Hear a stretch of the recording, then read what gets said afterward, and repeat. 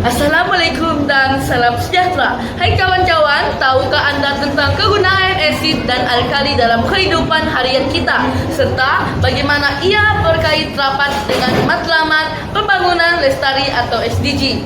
Asid dan alkali bukan hanya sesuatu yang kita belajar dalam makmal, tetapi sebenarnya ia dekat dengan kehidupan kita setiap hari. Mari kita lihat dengan lebih mendalam. Asid mempunyai beberapa sifat penting, antaranya asid berasa masam seperti yang terdapat dalam lemon dan oren yang mengandungi asid sitrik. Asid juga bersifat mengakis, contohnya asid sulfrik yang boleh menghakis logam dan merosotkan kulit. Selain itu, asid bertindak balas dengan logam lalu menghasilkan gas hidrogen. Di samping itu, asid bertindak balas dengan batu, kapur atau karbonat dan menghasilkan garam, air serta gas karbon dioksida. Contoh asid dalam kehidupan harian termaksudlah asid sitrik terdapat dalam buah limau, oren, lemon, memberikan rasa masam dan digunakan dalam minuman. Asid ascorbic atau vitamin C dalam buah-buahan sitrus dan digunakan sebagai makanan tambahan untuk meningkatkan imuniti. Asid asetik terdapat dalam cuka, digunakan untuk memasak dan sebagai pencuci semula jadi. Asid hidroklorik HCl ada dalam perut manusia untuk membantu penghadaman makanan. Asid karbonik terdapat dalam minuman berkarbonat atau air gas. Asid laktik dihasilkan dalam badan semasa aktiviti fizikal, juga ada dalam produk susu seperti yogurt. Asid sulfurik digunakan dalam bateri kereta. Alkali mempunyai beberapa sifat penting, antaranya alkali berasa pahit seperti obat gastrik yang mengandungi magnesium hidroksida. Alkali juga terasa licin apabila disentuh, contohnya sabun yang mengandungi natrium hidroksida. Selain itu, larutan alkali boleh mengalirkan arus elektrik karena mengandungi ion hidroksida. Alkali juga bersifat mengakis, terutamanya alkali kuat seperti natrium hidroksida. Seterusnya, alkali boleh bertindak balas dengan asid dalam tindak balas penetralan untuk menghasilkan garam dan air. Akhir sekali, alkali dapat melarutkan minyak dan lemak, sebab itulah ia digunakan dalam pembuatan sabun dan deterjen. Contoh alkali dalam kehidupan harian ialah sabun dan deterjen mempunyai alkali seperti natrium hidroksida, kalium hidroksida untuk menanggalkan minyak dan kotoran. Obat gastrik, contohnya magnesium hidroksida, digunakan untuk menetralkan asid berlebihan dalam perut. Amonia NH2 terdapat dalam bahan pencuci lantai dan tandas kerana boleh melarutkan minyak dan kotoran degil. Natrium bikarbonat atau soda penaik atau baking soda digunakan dalam membuat kek untuk membuat dough menggembur. Natrium hidroksida digunakan dalam pembuatan sabun dan bahan pembersih.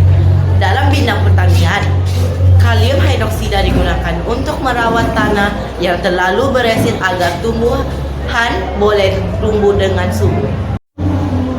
Sekarang, mari kita lihat bagaimana asid dan alkali ini berkait dengan matlamat pembangunan lestari SDG. Matlamat pembangunan lestari SDG 2, tiada kelaparan. Bayangkan seorang petani di kampung, tanahnya terlalu berasid menyebabkan pokok tidak dapat membesar dengan baik.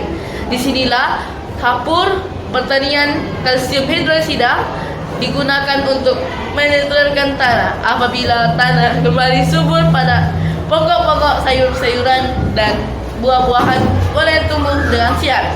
Ini bukan saja membantu petani mendapat hasil lebih banyak, tetapi juga mengurangkan masalah kekurangan makanan dalam masyarakat.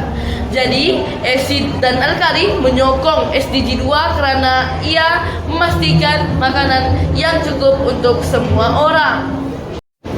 Matlamat pembangunan lestari SDG 3, kesehatan baik dan kesejahteraan. Kita semua tahu kesehatan itu nikmat yang paling berharga. Ramai antara kita pernah mengalami gastrikan. Obat gastrik sebenarnya mengandungi alkali seperti magnesium hidroksida untuk menetralkan asid berlebihan dalam perut.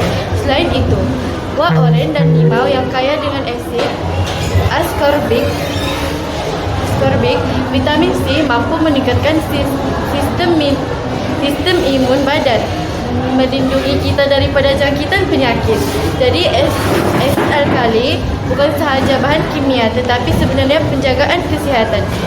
Matlamat pengandungan Lestari SDG 6, air bersih dan sanitasi. Air adalah keperluan asas manusia, tetapi tidak semua sumber air sesuai untuk diminum terus. Dalam logi rawatan air, kalsium hidroksida digunakan untuk mengurangkan keasidan air dan meningkatkan kotoran. Hasilnya, air pipe yang sampai ke rumah kita bersih dan selamat diminum. Bayangkan, tanpa proses ini, masyarakat mungkin terdedah kepada penyakit bawaan air. Asid dan alkali memainkan peranan besar dalam memastikan SDG 6 tercapai, yaitu bekalan air bersih untuk semua. Matlamat pembangunan Lestari SDG 12, konsumsi dan pengeluaran tak bertanggung jawab.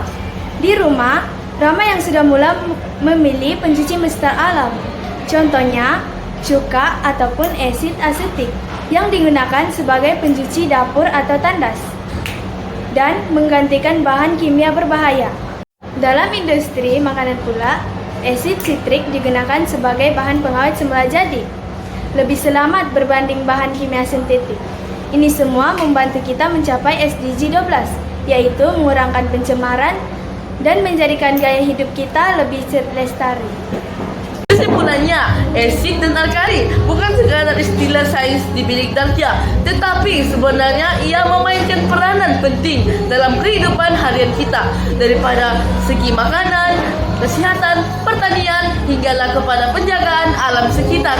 Dengan memahami dan menggunakan asid serta alkali dengan bijak, kita sebenarnya menyumbang kepada pencapaian matlamat pembangunan lestari SDG 2, SDG 3, SDG 6, SDG 12, yaitu memastikan makanan mencukupi, menjaga kesehatan, menyediakan air bersih, serta mengamalkan penggunaan yang lebih bertanggung jawab.